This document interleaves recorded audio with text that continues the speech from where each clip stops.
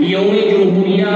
اور گणतंत्र दिवस کے اس پرمسرت موقع پر مجھے جو عنوان دیا گیا ہے وہ ہے متحدہ ہندوستان کے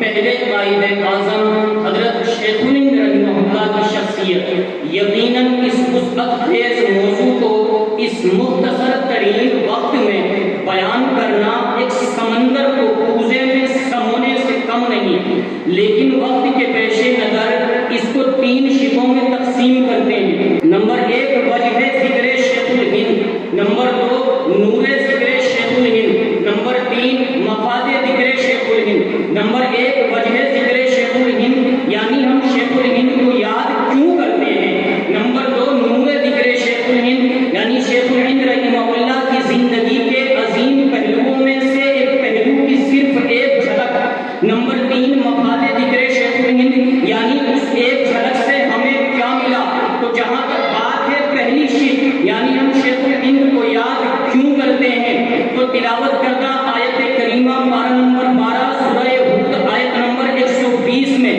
یہ ضابطہ اور قاعدہ بیان کیا گیا ہے کہ اگر کام کرنے والا معصوم یعنی نبی اور رسول ہو تو اس کے سامنے کسی گزشتہ معصوم یعنی نبی اور رسول کا ذکر کیا جاتا ہے تاکہ اس کے دل کو تسلی دی جا سکے، اور اگر کام کرنے والا غیر معصوم یعنی غیر نبی اور غیر رسول کوئی امتی ہو تو اس کے دل کو تسلی دینے کے لیے ایک غیر معصوم یعنی کسی گزشتہ امتی کا ذکر کیا جاتا ہے تاکہ اس کے دل کو تسلی دی جا سکے، اس کے پاؤں کو جمایا جا سکے اور وہ اپنے سفر کو جاری رکھے، دل برداشتہ ہو کر نہ بیٹھ جائے۔ نمبر 2 جہاں تک بات ہے شق ثانی یعنی نور ذکر شیخ الہند کی، تو یہ ایک ایسا سنہرا باب ہے جس کی توشیح و تزیین میں مورخین نے ہزاروں صفحات سیاہ کیے ہیں۔ یہ مختصر ترین وقت اور وہ کمالات کی حامل ہمجیت شخصیت جس کا زمانہ تعلیم و تعلم قابل تقلید تھا،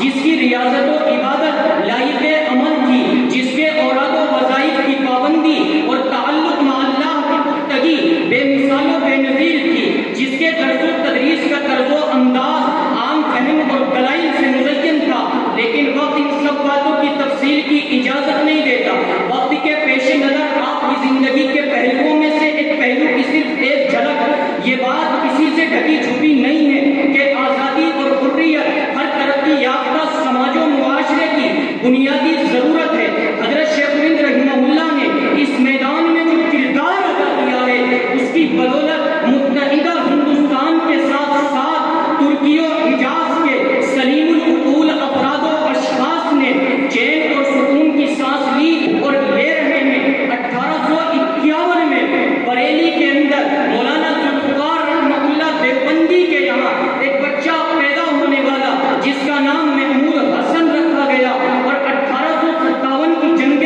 آزادی جب اس بچے کی عمر 7 سال ہے، وہ جنگ آزادی میں 2 لاکھ مسلمانوں کی شہادت کے دھندلے سے نقوش اس بچے کے ذہن میں بیٹھ جاتے ہیں۔ آخرکار 1866 میں علماء کرام کی جاپشانی کے سلے میں دارالعلوم دیوبند کا قیام عمل میں آیا، اور یہی محمود حسن نامی بچہ اس مدرسے کا پہلا شاگرد بنا۔ 1873 میں سند فراغت اور دستار فضیلت حاصل کی، اور 1873 ہی میں دارالعلوم دیوبند میں استاد مقرر ہو گئے، لیکن ذہن پر 1857 کی جنگ کے دھندلے سے نقوش تھے۔ 1878 میں اسی کے پیش نظر ثمرۃ التربیت نامی ایک تحریک کا آغاز کیا، اور مستقل برطانوی سامراج کے پنجوں سے ہندوستان کو آزاد کرانے کی جستجو جاری رہی۔ رجال کار اور افراد خود تیار کیے، جمیعت الانصار اور نظارت المعارف جیسی مختلف ناموں سے کئی ایک تحریک وجود میں آتی رہی۔ الغرض 1924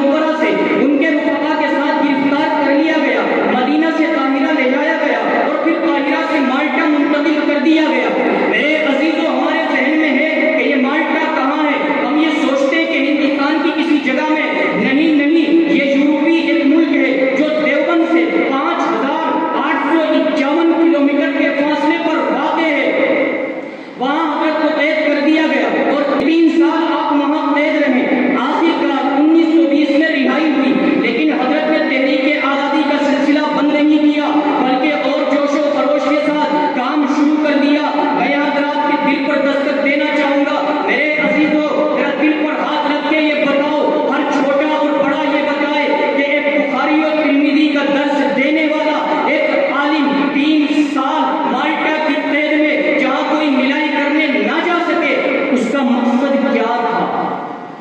یہ متحدہ ہندوستان کا پہلا قائد اعظم 30 نومبر بروز منگل کو شام کے وقت یہ مرد مجاہد تمام عالم اسلام کی آنکھیں کھول کر ہمیشہ